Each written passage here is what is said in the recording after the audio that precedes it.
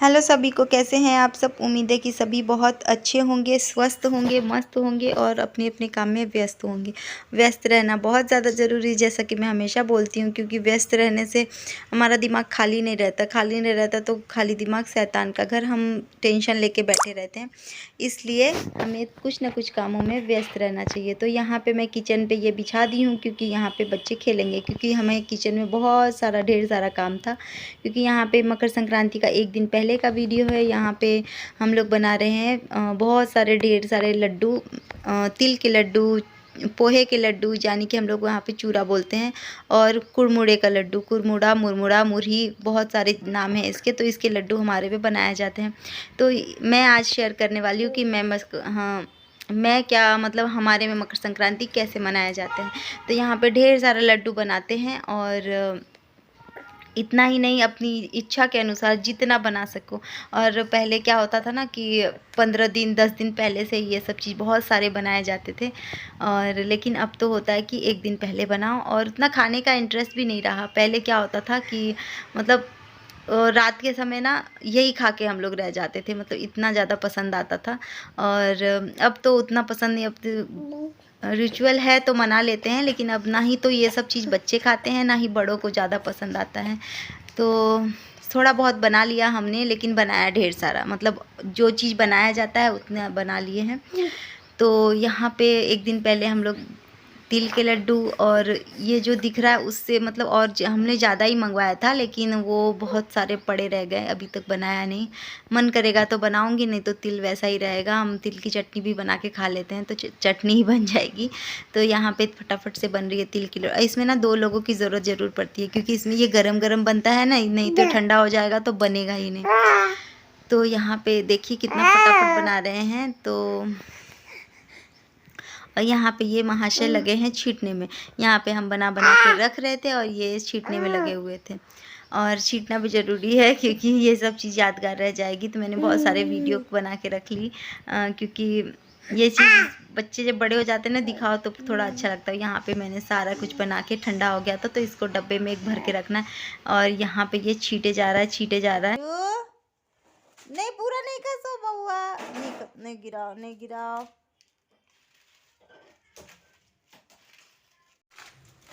हिनका नीक लगे। आप खेबो करे छी।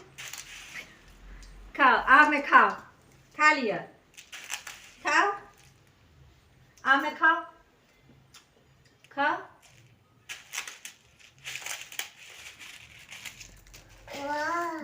पूरा सूपे उछे। यहाँ पे मकर संक्रांति का दिन, मतलब जिस दिन मकर संक्रांति था उस दिन हो गया, और यहाँ पे सूर्योदय हो चुका है, और मैं नहा चुकी हूँ। क्योंकि उस दिन हमारे में क्या होता है ना कि सूर्योदय से पहले उठ के नहाते हैं। बहुत लोग तो गंगा नहाने जाते हैं, बहुत नदी तालाब नहाने जाते हैं, पर यहाँ पे कौन सा गंगा कौन सा नदी तालाब मिलेगा। तो जो है जहीं नहाए तहीं गंगे हमारे में बोलते हैं। तो मैंने भी सुबह सुबह नहा लिया, और उस दिन बच्चों की स्कूल की छुट्टी नहीं थी, तो टिफ़िन भी बनाना ज़रूरी था। तो मैं यहाँ पे मटर पनीर की भुर्जी टाइप में बनाई थी, और रोटी बनाई थी, तो वो मैं पैक कर रही थी। उस दिन मैं नहा के ही खाना पैक बना रही थी, मुझे बहुत अच्छा लगा। वैसे स्कूल की जल्दी रहती है ना, तो भले और कोई काम हो जाए, लेकिन नहाना नहीं हो पाता है। पहले टिफ़िन बना लो, उसके बाद नहाऊंगी, ऐसा हो जाता है।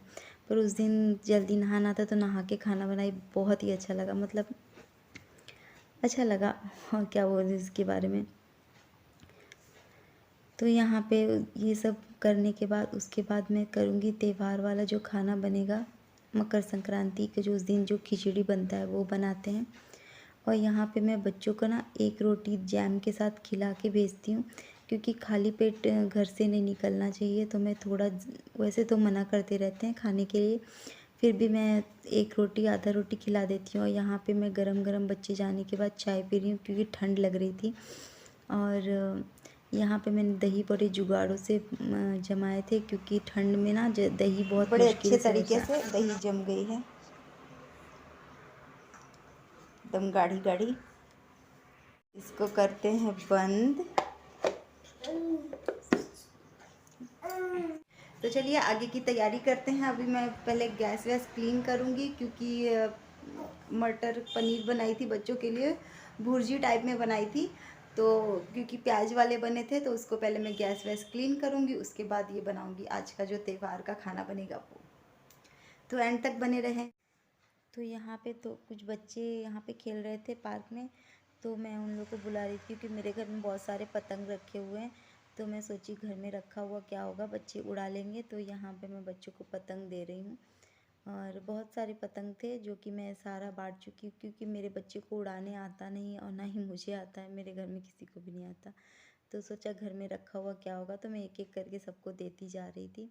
और जब पता चला ना कि यहाँ पे पतंग मिलेगा तो फिर और भी बच्चे आए जा रहे थे। और यहाँ पे हम माँ बेटी मिलके मटर छील रहे थे, क्योंकि मटर ख़त्म हो गया था और मटर ताज़ी मटर आई थी, तो मैं छील रही थी जितना मुझे खिचड़ी में लगेगा।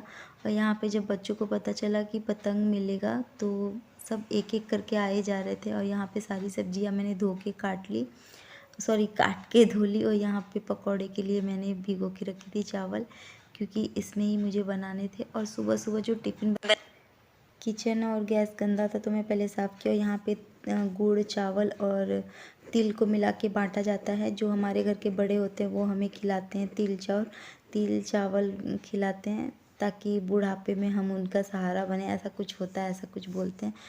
तो वही हमारे में रिचुअल है, तो हम वही फॉलो करते हैं। यहाँ पे मैंने खिचड़ी बनाने की तैयारी कर दी है। और उस दिन की पता नहीं क्या जादू रहता है, पता नहीं क्या रहता है। आप ऐसे कुछ भी कर लो, आप खिचड़ी कितने भी अच्छे से बना लो, वैसा टेस्ट नहीं आएगा जिस जैसे मकर संक्रांति का टेस्ट आता है। इतना टेस्टी बन गया था ना कि क्या बताऊँ। वैसे मैं अक्सर हर सैटरडे को खिचड़ी बनाती हूँ, और जब ये मटर वाला सीज़न होता है ना तो अक्सर मैं सब्ज़ी डाल के ही बनाती हूँ खिचड़ी सैटरडे के टाइम। लेकिन वो टेस्ट नहीं आता जो मकर संक्रांति के खिचड़ी का टेस्ट रहता है। तो पता नहीं क्या है कुछ चमत्कार ही होगा। क्या होता है ना, मकर संक्रांति की खिचड़ी तो सब्जी सब डाल के बना ही लेते हैं, उसके बाद पकौड़े भी बना लेते हैं। तो सब्जी बनाने का अलग से मन नहीं करता है। तो मैं यहाँ पे रायता बना ली थी, क्योंकि बूंदी भी था दही भी था, तो फुल सोची क्यों ना रायता बना लूँ। और यहाँ पे मेरे साथ कुछ ऐसा हुआ कि जितना मैं चावल बनाती हूँ बस मैंने चावल उतना ही डाला था, लेकिन पता नहीं ये कुकर में, बड़ा कुकर में बनाई थी, फिर भी ये फैलता जा रहा था। तो फिर मुझे आधा कढ़ाई में इसको रखना पड़ा, नहीं तो वो गिरता, बहुत ज़्यादा फैल गया था। यहाँ पे मैंने पकौड़े के लिए चावल पीस के रख लिए थे, और मिलाने के बाद यहाँ पे पकौड़े बनाऊंगी। और ऐसा बोलते हैं ना, हमारे में बोलते हैं खिचड़ी के चार यार, दही पापड़, क्या बोलते हैं, दही पापड़ घी अचार, ऐसा कुछ बोलते हैं। तो वो सारे कुछ जो बोलते हैं सारा मैंने बना के रख लिया था। और आप लोग सोच रहे होंगे कितना लेट व्लॉग डाली है। सबकी ये जो लाई हुई बनाते हैं वो सबका, बहुत लोगों का ख़त्म भी हो गया होगा, और ये अब मैं व्लॉग ही डाल रही हूँ। पर कोई नहीं, कोई बात नहीं, एडिट नहीं हुआ था और ब्लॉग बना के रखा हुआ था तो मैं डाल दी। आप लोग को पसंद आए तो प्लीज़ लाइक करना और सब्सक्राइब करना, अच्छी लगे तो। यहाँ पे मैं प्लेटिंग कर रही थी, क्योंकि सजाना तो बनता है, अच्छा अच्छा बना तो प्लेट सजाना तो बनता है। तो यहाँ पे मैं प्लेट सजा के रख ली थी। कितना टेस्टी लग रहा है देखने में। ये तो बीत गया कब का। और यहाँ पे मैंने गाय के लिए निकाला, तो लड्डू गोपाल जी के भोग के लिए। आज का लड्डू का गेटअप, लड्डू नया नया कपड़ा पहन लिया और मिट्टू भी नया नया पहन ली। मैं तो पुराना ही